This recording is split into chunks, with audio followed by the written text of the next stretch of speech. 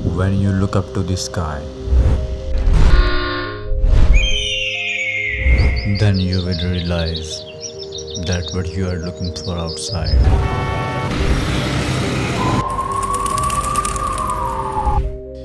is actually resides within you. Because it doesn't matter how many times you fall. What matters is how many times you stand up and rise above the clouds.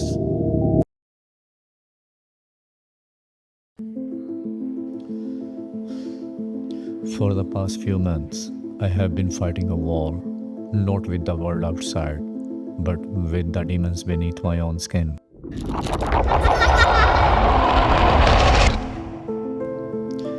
It isn't easy as their dark energy is too strong, but I can fight with hope and by seeking the blessing of God, who gives me the strength to face the darkest energy inside me.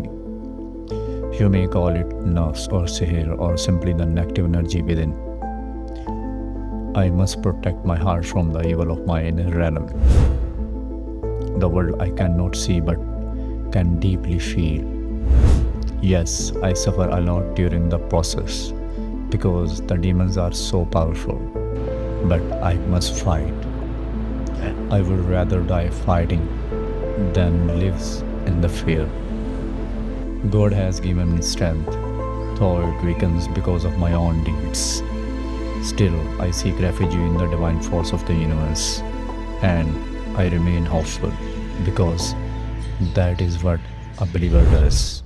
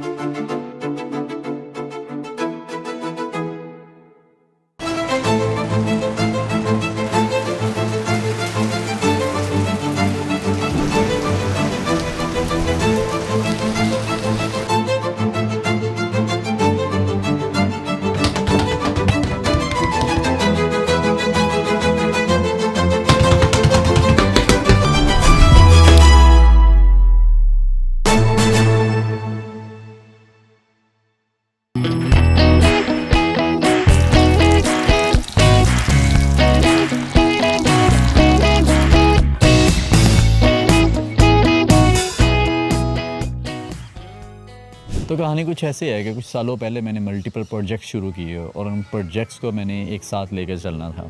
उसकी वजह से मेरे पे बहुत ज़्यादा stress आने लगा और मेरी एक चीज़ बहुत ज़्यादा कॉम्प्रोमाइज़ होने लगी थी, और वो थी मेरी नींद। फिर जब आपकी नींद डिस्टर्ब होती है ना, तो आपका सब कुछ कॉम्प्रोमाइज़ होता है और आपको पता भी नहीं चलता।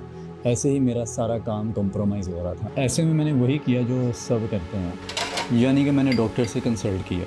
अब जब डॉक्टर से चेकअप करवाया तो डॉक्टर ने यूजुअली मुझे नींद की मेडिसिन दे दी, और यही मेरी सबसे बड़ी गलती थी। अब हुआ यूँ कि मैं मेडिसिन लेता तो नींद आ जाती, और अगर ना लेता तो नींद ना आती, और ये चीज़ मुझे बहुत ज़्यादा फ्रस्ट्रेट करने लगी थी। यानी कि मैं मेडिसिन पे बहुत ज़्यादा डिपेंड होने लग गया था, और जब मैं सुबह उठता तो स्टिल डिजीनेस फील करता, यानी कि मैं अपने आप को एक्टिव फील नहीं करता था, किसी चीज़ पे 100% फोकस भी नहीं हो पा रहा था, जिसकी वजह से मेरे प्रोजेक्ट्स, क्लाइंट्स, मीटिंग सब कंप्रोमाइज़ हो रहा था, और मैं तंग आ चुका था और मेडिसिन में ही छोड़ना चाह रहा था।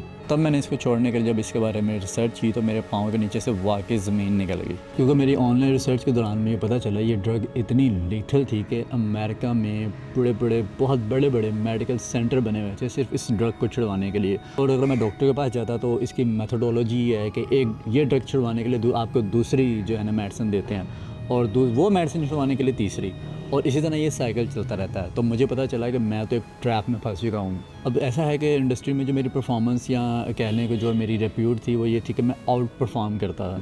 तो मैं जो मेरा अपना बेंचमार्क था ना, मैं उसी को ही मीट नहीं कर पा रहा, तो उसको मैं सरपास क्या करता, तो मेरे लिए बहुत फ्रस्ट्रेटिंग था। अब ना दिन ब दिन मेरी फ्रस्ट्रेशन बढ़ती जा रही थी। अब मैंने सोचा कि यार मैं क्या करूँ, तो फिर ना मेरे जहन में एक बात आई कि यार ज़्यादा से ज़्यादा क्या होगा, मर जाओगे, डेथ हो जाएगी, कोई मसला नहीं, लेकिन ना लड़ के मरना है, डर के नहीं मरना। एक्चुअली बहुत पहले मैंने एक रिसर्च भी पढ़ी हुई थी कि it's all about your mind game.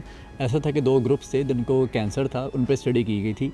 एक को कहा गया आप लास्ट स्टेज है, आपके पास 6 महीने है, साल है, आप जो करना है कर लें, अपनी फैमिली के साथ टाइम स्पेंड करें, आप मर जाएंगे। दूसरे ग्रुप को कहा गया कि आपका कैंसर है तो सही, लेकिन ये रिवर्स हो सकता है, आप अपने आप को ना किसी पॉजिटिव एक्टिविटीज़ में इंगेज करें। लेकिन उनको ये बताया गया कि हाँ आपका ना रिवर्स हो सकता है, तो उनमें ना होप थी। तो क्या हुआ कि वो जो सेकंड ग्रुप था ना, ग्रुप बी कैंसर का, जिसको होप दी गई थी कि हाँ आप रिवर्स हो सकता है, वो उनमें से काफ़ी लोग बच गए और कईयों का कैंसर जो है ना ठीक भी हो गया, या उनका लिविंग टाइम जो था ना वो बढ़ गया, रादर देन जो ग्रुप ए था उसके रिजल्ट्स इतने अच्छे नहीं थे। तो वजह ये समझ में आई, रिसर्च ये बताती है कि जब आप ब्रेन को कहते हैं ना कि हाँ अब ये मेरी बॉडी का ये पोर्शन ठीक हो जाएगा या हो रहा है, तो ब्रेन क्या करता है, एक सेंसिंग सिग्नल सेंड करता है बॉडी में, जिससे बॉडी अपने आप सेल्स को ना रिपेयर करना शुरू कर देती है। क्योंकि आपकी बॉडी आपके सेल से मिलकर बनी हुई है और सेल जो है वो वाइब्रेशंस पे रिस्पॉन्स करते हैं। तो आप एक पॉजिटिव वाइब्रेशन जब आप अपनी बॉडी में जनरेट करते हैं ना, तो आपकी बॉडी खुद हील करने लग जाती है। आपने वो एक्सपेरिमेंट भी सुना होगा, वो राइस वाला, जापानीज़ ने किया था। एक बाउल में 2 बाउल्स में राइस डाले के, एक बाउल को ना कर्ज किया गया, उसको बुरा भला कहा गया, तुम गंदे राइस हो, तुम गंदे चावल हो, और इसी तरह एप्पल के साथ भी किया गया। और दूसरे बाउल में एप्पल या जो राइस थे उसको कहा गया तुम बहुत अच्छे राइस हो, तुम्हारे से खुशबू आती है, पॉजिटिव वर्ड्स कहे गए। वर्ड्स बेसिकली क्या है, वाइब्रेशन है, साउंड्स वाइब्रेशन है। तो जिसको बैड वाइब्रेशन, बुरे अल्फाज कहे गए थे, तो वो राइस जल्दी रोटन हो गए, वो एप्पल जल्दी ख़राब हो गया, रादर देन जो वो एक्सपेरिमेंट था जिसको अच्छे अल्फाज कहे गए थे, वो जो है वो काफ़ी देर तक ठीक रहा और फ्रेश रहा। ये आप भी एक्सपेरिमेंट करके देख सकते हैं और गूगल पे इसको सर्च कर लीजिएगा। मैं इसका जो है ना डिस्क्रिप्शन में लिंक डाल दूँगा या इसकी पिक्चर अटैच कर दूँगा। फिर मैंने सडनली डिसाइड किया कि मैं मेडिसिन को कम्प्लीटली छोड़ दूँगा। और जब इसके बारे में मैंने रिसर्च की तो पता चला कि मेडिसिन को ऐसे अचानक से छोड़ देने से इतने ख़तरनाक सिम्टम्स होते हैं, panic attacks, anxiety, social disorder, OCD, heart palpation वो बहुत ज़्यादा होती है, जिसमें हार्ट बीट बहुत ज़्यादा बढ़ जाती है और सम केसेस में तो हार्ट अटैक भी हो जाता है। 15% केसेस में जो है ना लोग मर भी जाते हैं इसमें। और इसके अलावा कन्फ्यूजन, होलुसिनेशन बहुत होती है, वो मैं आगे आपको बताऊँगा। मैं ही चलता हुआ नज़र आता था जब मैंने इसको अचानक से छोड़ दिया था। खैर मैंने अल्लाह का नाम लेके ना इसको अचानक से मैंने छोड़ दिया। एक दिन डिसाइड किया, मैंने कहा अब मैंने इसको नहीं लेनी, और सारी मेडिसिन जो है ना मैंने निकाल के फेंक दी। लेकिन जो उसके बाद हुआ वो अनइमेजिनेबल था। तकरीबन पिछले साल से जब मैंने इस चीज़ को मैनेज करना शुरू किया तो मुझे इतने ज़्यादा इसके इफ़ेक्ट्स हुए, मेरा डेमो आ गया। मुझे हेलुसिनेशन होने लगी, मुझे पैनिक अटैक्स, एंजाइटी, मैं रास्ता भूल जाता था। मैं अगर कहीं ड्राइव करके जा रहा हूँ तो मैं आगे निकल जाता था, इवन घर पहुँचना होता था तो मैं कहीं और चला जाता था।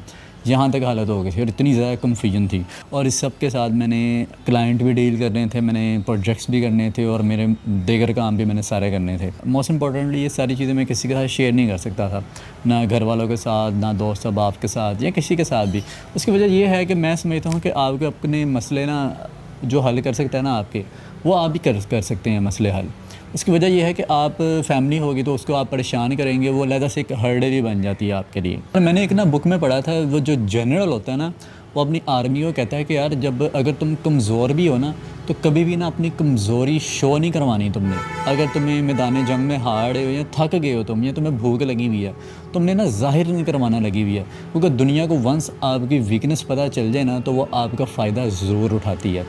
ख़वातीन में बहुत ज़्यादा होता है, वो कहते हैं आओ बैठो और आके ना हमारे साथ ना दिल खोल लो, तुम मुझे अपना गम बताओ, मैं तुम्हें अपना बताती हूँ, हम प्रॉब्लम शेयर हो गए तो दिल हल्का हो जाएगा। लेकिन ये चीज़ जो है ना बाद में लीथल हो जाती है जब वो पर्सन आपके अगेंस्ट होता है। तो ये कोई इनसिक्योरिटी नहीं है, बट ये जो अपनी तकलीफ़ें, अपनी प्रॉब्लम्स जो बताना है ना, ये एक वीकनेस की निशानी है, ये वीक पर्सनैलिटी करती हैं। अब वैसे मैं आपको भी बता रहा हूँ, लेकिन मैं आपको इस वाले से बता रहा हूँ कि आप अगर ये जो सिचुएशन है ना, सिचुएशन से कैसे निकलते हैं। तो उसके लिए मैंने क्या किया, मैंने ना डिक्लेयर कर दी वॉर किसके साथ, अपने साथ ही। मैंने वॉर डिक्लेयर की कि यार ये जो उम्र है ना इसको नहीं मैंने रहने देना।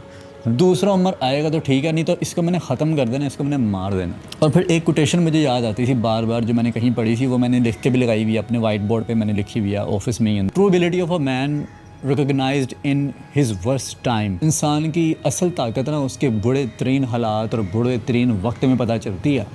जब आपके पास सारा कुछ होता है ना, तो तब आप बड़े खुश अखलाक होते हैं, लेकिन जब गर्मी लग रही हो, शदीद प्यास लगी हो, और तब आपसे कोई बात करे या आपसे कोई चीज़ कहे, तो तब आपके अखलाक से ही पता चलता है कि क्या आपका अखलाक कहाँ पर है। खैर, मैंने वार डिक्लेयर कर दिया अपने आप। मैं रोज़ उठता और अपने आप को जहन को यही समझाता है कि यार यू विल बी फाइन, और मैं अपने आप से ही लड़ूंगा। और इसके लिए मैंने एक बहुत लॉन्ग टर्म प्लान बनाया। मुझे अच्छी तरह याद है, सडनली ये छोड़ने के बाद मैं 12-13 दिन मुसलसल मैं सो नहीं पाया था। उसके बाद फिर ये सिम्टम इतने ज़्यादा हार्श हो गए थे कि मुझे इवेंचुअली फिर हॉस्पिटल भी जाना पड़ा था। और इस सब के दौरान मैंने किसी को ख़बर भी नहीं होने दी थी। अब ये भी एक आर्ट है, ये किसी और मैं आपको स्टोरी बताऊंगा कि आपको क्यों सारी चीज़ें ना खुद हैंडल करनी चाहिए वंस फॉर अ वाइल। और मेरे लिए सर्वाइवल इतना मुझे मुश्किल लगता था, ऐसे लगता था कि अभी कब्र खुलेगी और मैं अंदर चला जाऊंगा, मेरा दम घुटता था। इतनी मेरी ना प्रॉब्लमेटिक सिचुएशन हो गई थी। लेकिन मैं अपने दिमाग में रोज़ाना ये फीड करता था, यू आर एट वॉर, तुम मैदान जंग में हो, और अपनी वीकनेस नहीं शो करवानी, इवन अपने आप को भी नहीं शो करवानी। तो मैं रोज़ डेली ना अपने आप से लड़ता था। इसके साथ ना मैंने इंटेंस ट्रेनिंग शुरू कर दी, बहुत इंटेंस ट्रेनिंग। और उस ट्रेनिंग के दौरान भी मेरी हार्ट बीट बहुत ज़्यादा ऊपर चली जाती थी। और फिर मेरा ना ध्यान हुआ कि चलो यार, मैं एक आधा दिन ले लेता हूँ, उसको ऐसे ऐसे छोड़ता हूँ। लेकिन मैंने ऐसा बिल्कुल भी नहीं किया। अब ये सारी सिचुएशन के दौरान ना कहीं जाके ना मुझे लगता है कि मैं हार जाऊँगा। लेकिन ना फिर एक चीज़ ने मुझे ना एंकर करके रखा, थाम कर रखा, वो थी अल्लाह ताला से दुआ। मैंने ना बहुत मूड बना के अल्लाह ताला से दुआ की, अल्फ़ा स्टेट में जाके। आप सर्च कर लीजिएगा अल्फ़ा स्टेट क्या होती है माइंड की, जिसे ना मुराकबा कहते हैं हमारी मजहबी ज़बान में या अपनी रिलीजियस मेथोडोलॉजी में हम इसको कहते हैं। तो मैंने उसमें जाकर अल्लाह ताला से दुआ की, अल्लाह मुझे नहीं पता ये डॉक्टर और ये हॉस्पिटल्स और ये साइंस और ये मेडिकल्स और मेडिसिन्स मुझे नहीं पता, मुझे अल्लाह पाक सिर्फ तू ही ठीक कर सकता है। तूने मुझे बनाया, सारी कायनात को पैदा किया तूने, और सारे दिल जो है ना तेरे कब्ज़े में है। या अल्लाह मेरा दिल भी जो है ना वो ठीक कर दे। मैंने जब ये दुआ मांगनी शुरू की ना डेली से, आप यकीन नहीं करेंगे, जैसे मौजज़ा नहीं होता वैसे मैं इम्प्रूव होना शुरू हो गया। फिर मैंने ये जो स्पिरिचुअल कनेक्शन था ना अल्लाह ताला से, मैंने इसको और स्ट्रॉन्ग किया। ये एक वाहिद चीज़ थी जिसका इस सारे में, ये बाकी सारी चीज़ें ये सेकेंडरी हैं। जो प्राइमरी चीज़ थी ना, 90% जो चीज़ थी वो यही थी मेरे, कि यार जो मैंने अल्लाह ताला से कनेक्शन बनाया ना, और जो मैंने अल्लाह ताला से दुआ की जब, और दुआ भी ऐसे नहीं, दुआ का भी ना अनफॉर्चुनेटली यहाँ पर तरीक़ाकार और है, हाथ उठा के दुआ, ये दुआ नहीं होती। दुआ आप किसी भी वक्त किसी भी हालत में आप मांग सकते हैं। आप नहा भी रहे ना, आप दुआ मांग लें, दिल में मांग लें ना, दिल में, अल्लाह पाक ये मेरा मसला है, ये तूने हल करना है, कर दे अल्लाह पाक। खैर वो तो अलग से एक टॉपिक है ना, मैं कोई मौलवी या मुफ्ती नहीं हूँ जो मैं आपको तरीके बताऊँ, वो आपने खुद सीखने हैं। अनफॉर्चुनेटली यहाँ पर इस चीज़ का रुझान नहीं होता, दुआएं नहीं लोगों को करनी आती, कितने साल गलत दुआएं मांगे जा रहे होते हैं। तकलीफ़ होती है, दुआ मांगते हैं, अल्लाह तकलीफ़ से जान छुड़ा दे, बंदा मर जाता है। तो जान तो छोड़ गई ना, दर्द ख़त्म होगी, बंदा मर गया। तो ये दुआ ही मांगनी चाहिए, अल्लाह पाक इस चीज़ से मुझे खैर वाली निजात दे। तो एवेंचुअली यार जब मैंने ये किया तो फिर बहुत सारी चीज़ें ना स्ट्रीमलाइन होना शुरू होगी। अब जो भी काम फंसता है ना, मेरा टेक्निकल, मेरा क्लाइंट, मेरा प्रोजेक्ट, मैं डायरेक्ट यही कहता है, अल्लाह मेरे से नहीं होना, ना मैं ये कर सकता हूँ, ना मैं टैलेंटेड हूँ, ये अल्लाह कर दे। दूसरी चीज़ ना, मेरे एक टीचर हैं, मेरे सीनियर हैं, मैं उनकी रिस्पेक्ट करता हूँ बहुत ज़्यादा। उन्होंने कहा कि ना सदका करना शुरू कर दो। ऐसे मैं उनके पास गया तो मुझे देख के कोई बात नहीं हुई, उन्होंने कहा कि तुम ना सदका करना शुरू कर दो। तो मैंने ना ढेर सारा डेली सदका करना शुरू कर दिया। वो मुझे नहीं पता क्या इकोसिस्टम है इसके बिहाइंड, लेकिन मेरे बहुत सारे काम जो है ना स्ट्रीमलाइन हो गए और मुझे हर चीज़ की बहुत अच्छी एक्सेस से मिलने लगी। तो मोरल ऑफ द स्टोरी ये है कि जब आप किसी भी सिचुएशन में हो तो पहले ट्राई करें कि आप खुद उस सिचुएशन को ना डील करें। अपना कनेक्शन स्पिरिचुअल और अपनी अल्फ़ा स्टेट इतनी ज़्यादा स्ट्रॉन्ग रखें कि आपको ना किसी चीज़ के सॉल्यूशन के लिए, किसी काम के करने के लिए एक्सटर्नल फैक्टर्स पे रिलायंस ना करनी पड़े। जो भी अपनी प्रॉब्लम एक्सटर्नल फैक्टर से सॉल्व करने की कोशिश करता है ना, वो हमेशा प्रॉब्लम में रहता है। मैं आपको ना एक साइंटिफिकली प्रूवन एक एग्जांपल देता हूँ। एडी हॉल है, वर्ल्ड स्ट्रॉन्गेस्ट मैन है, वेट लिफ्टर है। उसने 500 किलो का वेट जो है ना उठा के ना वर्ल्ड रिकॉर्ड उसने सेट किया था। और तो वहाँ पर जो साइंटिस्ट और डॉक्टर कम्युनिटी ना वो बैफर्ड हो गई थी, क्योंकि ह्यूमन जो है ना, इंसान इतना वेट उठा ही नहीं सकता, लेकिन उसने उठा के गलत साबित किया। जब उससे पूछा गया ना कि आपने ये किस तरह से किया, जब उसका इंटरव्यू हुआ तो उसने कहा कि लोगों के सामने तो मैं जो है ना वो बार उठा रहा था 500 केजी का, लेकिन मैं अपने दिमाग में ना वो गाड़ी उठा रहा था जिसके नीचे मेरे बच्चे दबे हुए थे। यानी कि माइंड जो है ना इमेजिनेशन और रियलिटी में डिफरेंस नहीं कर पाता। तो होता यूँ है कि एक किसान जा रहा होता है अपने ट्रैक्टर पे और अचानक उसका ट्रैक्टर उसके ऊपर ना उलट जाता है। तो उसकी दो जो बेटियां थी ना, एक 14 साल की एक 16 साल की थी, उन्होंने वो 1 टन का या उससे भी ज़्यादा वज़नी जो है ना ट्रैक्टर उल्टा दिया अपने बाप को बचाने की खातिर। हालांकि वो तो बच्चियाँ थी, उनके पास इतनी पावर कहाँ से आई। हमें 95% ब्रेन का अभी पता ही नहीं है, उसके फंक्शंस क्या हैं जो एग्जिस्ट करते। तब ये न्यूज़ ना बहुत ज़्यादा वायरल हुई थी न्यूज़पेपर में, और बहुत सारे ना क्वेश्चंस उठने लग गए थे, यार ह्यूमन की एक्चुअल एबिलिटीज़ कहाँ तक जाती है, कोई लिमिट भी है क्या या लिमिटलेस है? अगर लिमिटलेस है तो कहाँ पे जा के जो है ना इसको हम मैप कर सकते हैं। तो मोरल ऑफ स्टोरी ये है कि अगर आप में उम्मीद हो ना और उम्मीद से आगे बढ़ के यकीन हो तो उसको ही खुदा कहते हैं। और अगर वो है ना आपके साथ तो लिटरली आप हर जंग जीत सकते हैं। और दुनिया की सबसे बड़ी जो जंग होती है ना वो आपके अपने साथ होती है। अगर ये जंग आप जीत लेते हैं ना तो फिर बाकी सारी बैटल्स आपके लिए बहुत आसान हो जाती हैं। तो मैं ये चाहता था कि जो पुराना वर्जन है ना मेरा वो ख़त्म हो जाए और नया वर्जन जो है ना वो ज़्यादा स्ट्रॉन्ग हो, ज़्यादा शार्प हो, ज़्यादा स्मार्ट हो। तो ये चीज़ आप देख लीजिएगा, क्योंकि eventually this is me versus me, and I know you are watching me.